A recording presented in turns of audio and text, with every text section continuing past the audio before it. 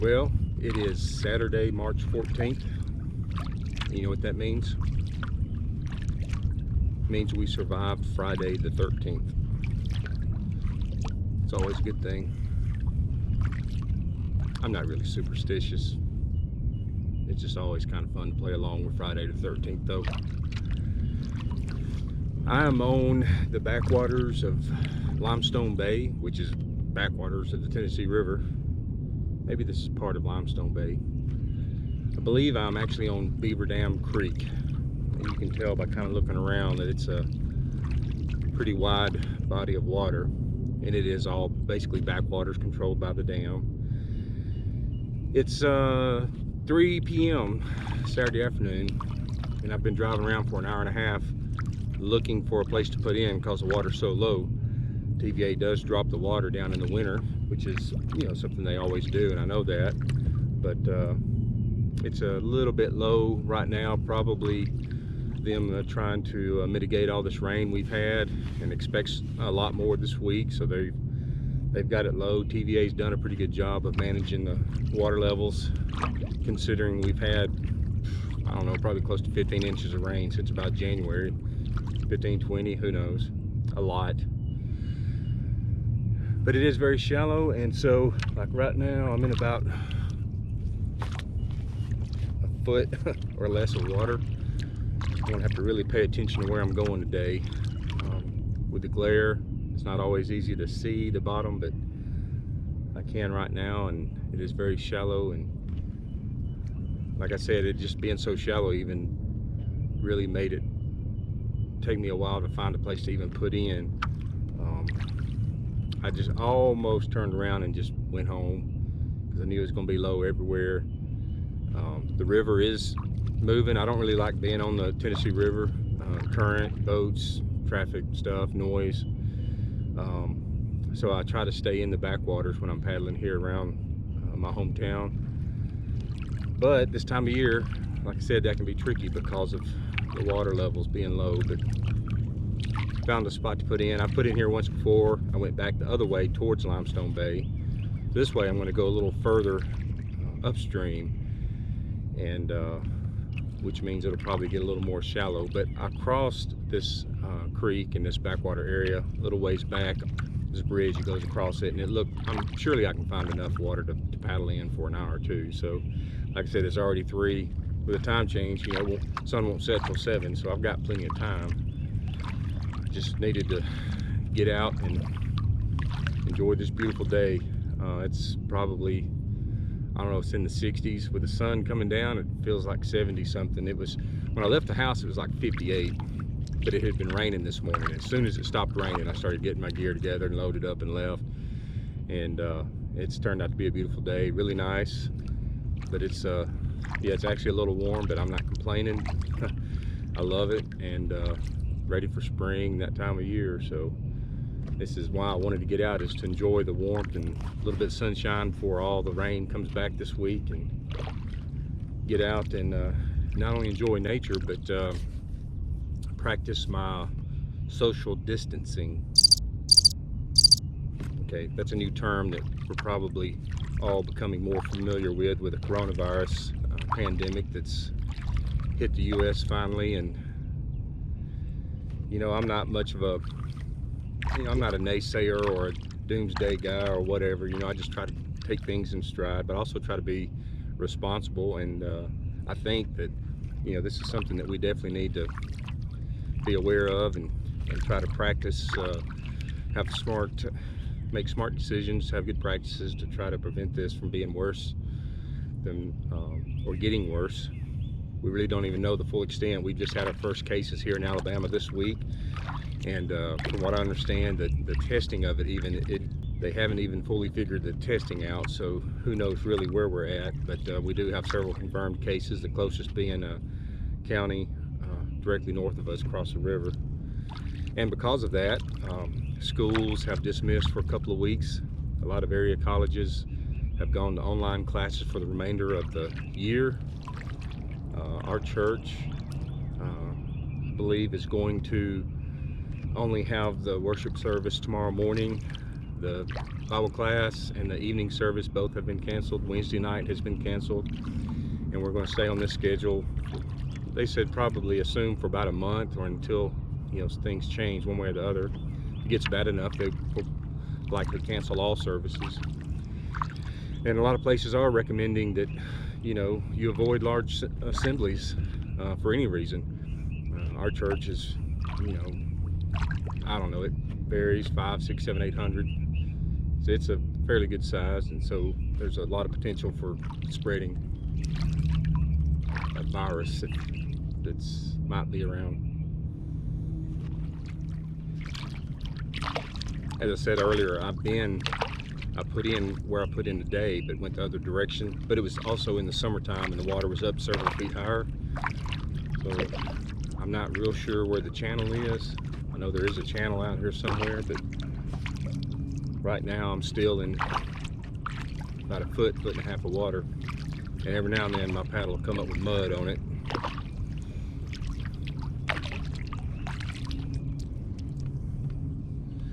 Let's make that less than a foot.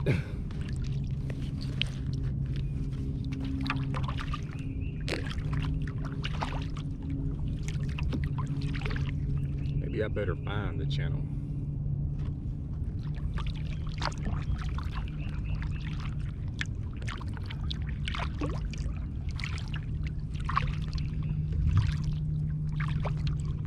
This one looks like some little stumps or something right there. It's probably a good indication I don't want to be near those. Ooh, bunches of little fishies, little minnows.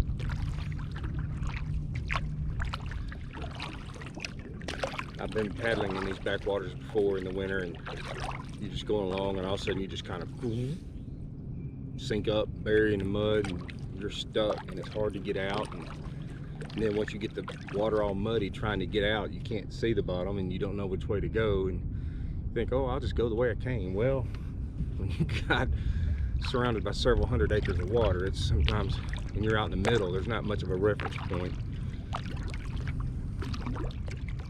That's the crazy thing about these backwaters like this, though, especially this time of year. And I've had to do this, which is, you may have just acres and acres of water, but you can only really navigate in the channel when it gets real low. And so you might be just a short distance from where you want to go, but you may have to, that channel winds way plumb across the water, and you got to stay with it. I hadn't seen anything that looks like a channel yet. I'm going to have to quit talking and start paying attention.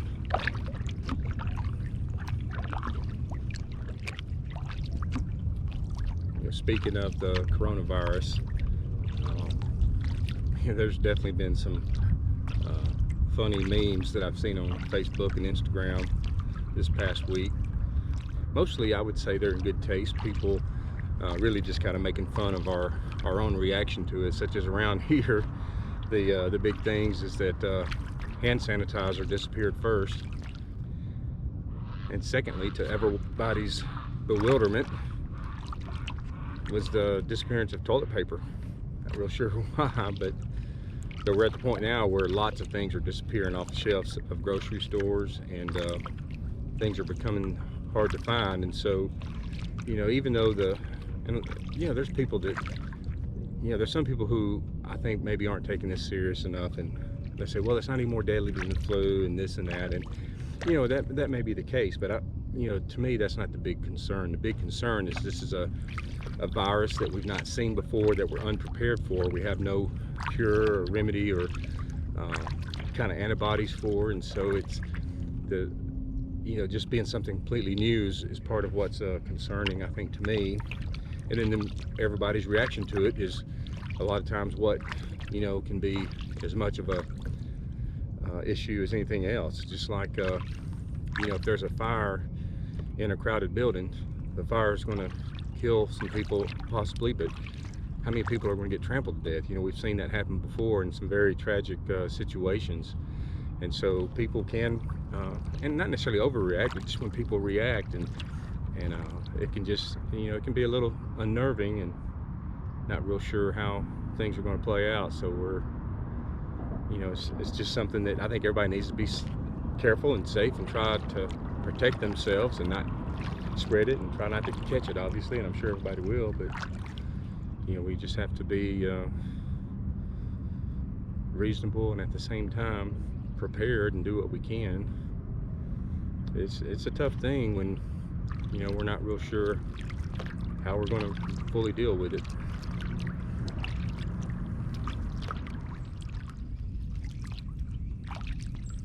How's it going? Pretty good, you? Going all right. Are you just paddling and not fishing? Yep, just paddling. Having to. Looks like you do a little paddling after dark there. Is that camera? They're cameras, yeah. Yeah. There's a lot of alligators though. You see any alligators? You know, I've heard that this area, Limestone Bay, and especially like what is it, Limestone Creek? Yeah. Or one of those over there, there's a lot in that area. I haven't seen any, I've seen one in the bay a couple years ago. Yeah. And then I've seen one or two on Flint Creek there in Decatur. I don't see them often though, but I only see about one or two a year. Yeah. But they, I wouldn't say a lot, but there are some, and they're sizable. Most of them are sizable. And the reason for that is they have trouble reproducing here because the winters are too down. You know, it's just a little too cold most right. Anyway, government put a bunch in here, transplanted a bunch of already grown gators or near grown gators in here back in the early 70s to get them off of the Gulf in case, because they were endangered. Right. And every time they get one from somewhere else around here, they go put it either here in Wheeler or over in the Elk River. Now and then they have a successful nest, but there's not too many success. And when they do have a successful nest, stuff eats them up, you know. Yeah. All right. Well, good luck. Same to you. All right. Thank you.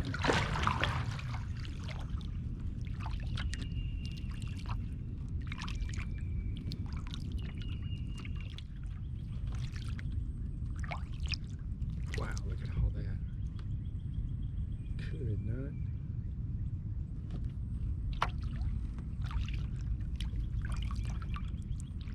And there's a lot of fish up in here.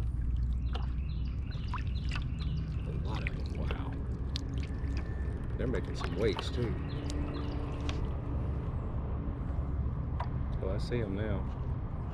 Man, that's big old carp. Jokers are huge.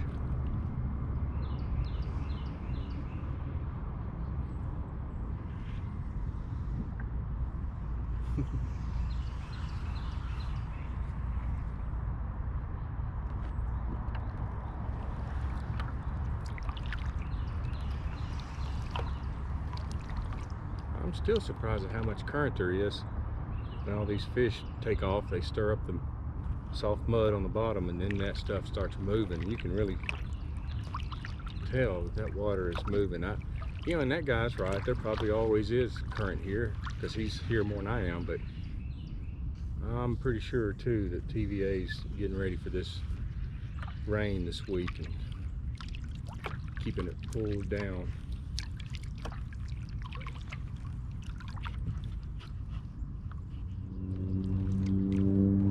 Yep, this is definitely the channel. That other one I saw was a false channel. It was clear like this, but it wasn't deep. But this one, way deeper than everything else. Man, look at all the fish. Right here, that crop duster running. Kill my audio.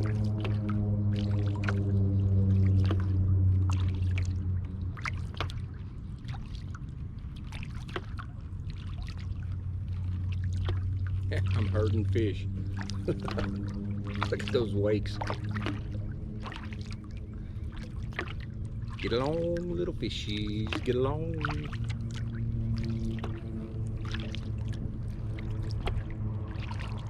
As long as one of them bad boys don't try to jump up here in the boat with me, I might have to break out my kung fu action. Like that. He don't want none.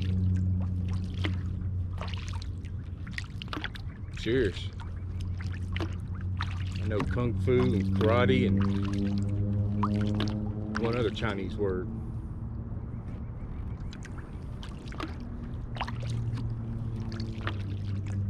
Yep, I scared that joker just breaking into my pose. Good night. Things are boiling the water.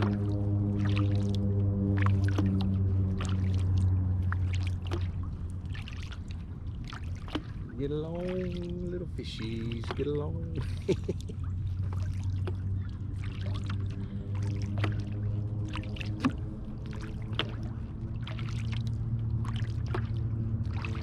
It's hilarious.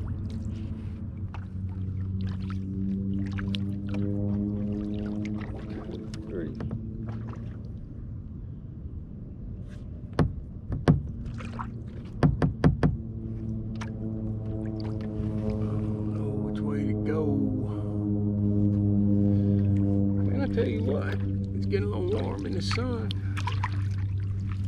but I love it.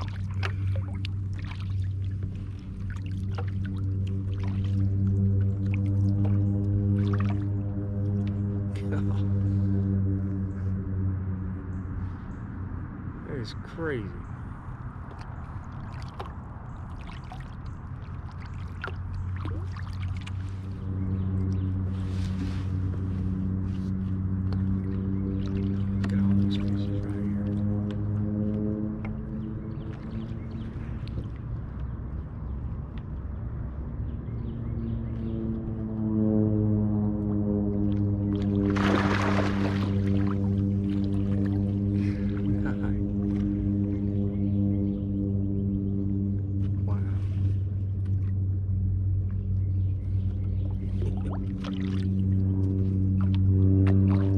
Buttloads of carp in here.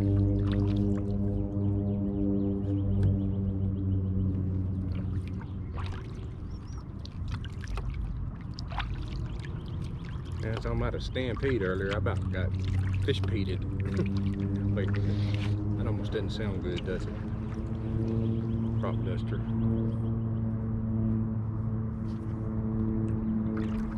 Swim peated, fish peated. Maybe I should just leave that one alone.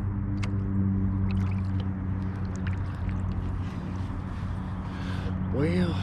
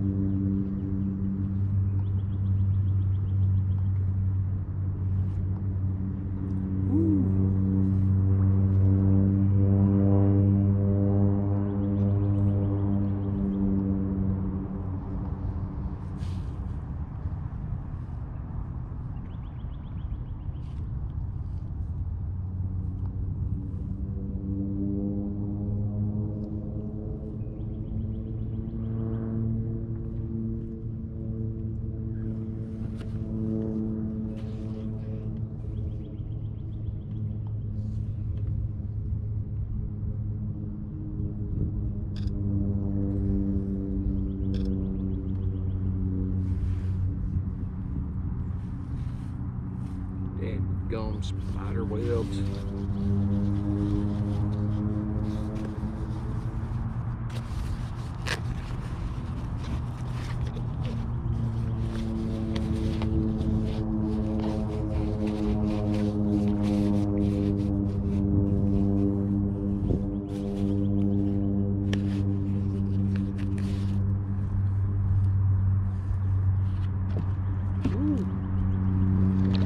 Up into some shallow.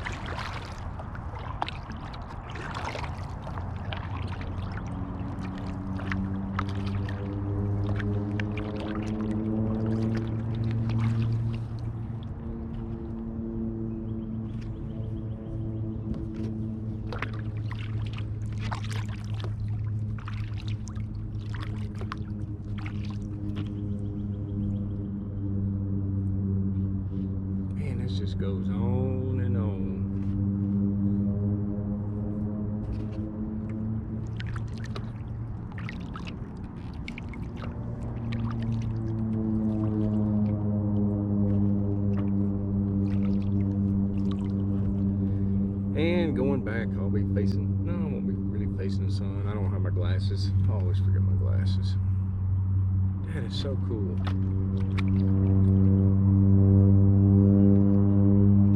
But it's loud. Dadgummit.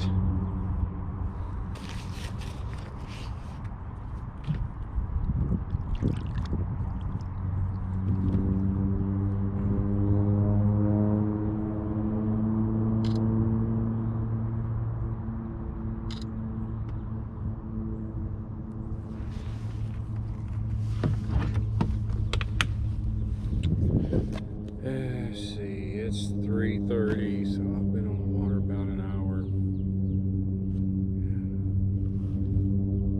Keep slogging through these lily pads, I don't know.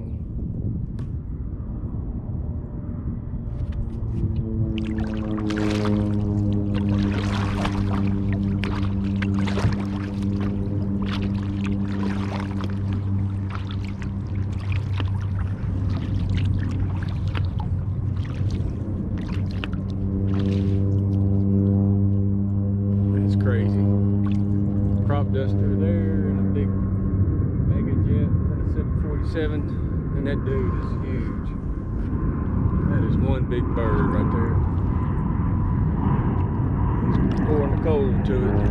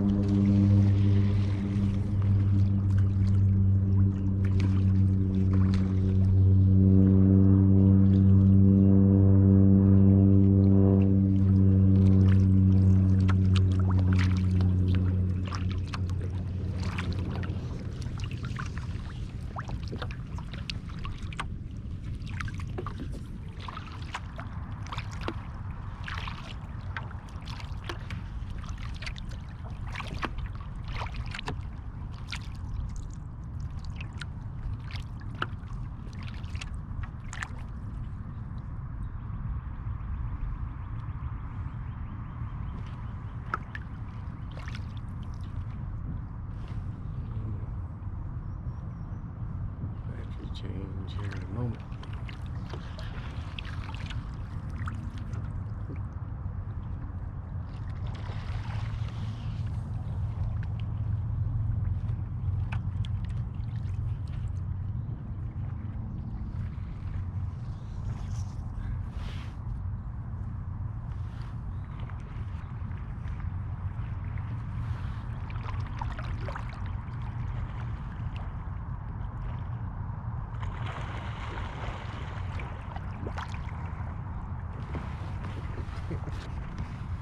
Ooh, in the ground.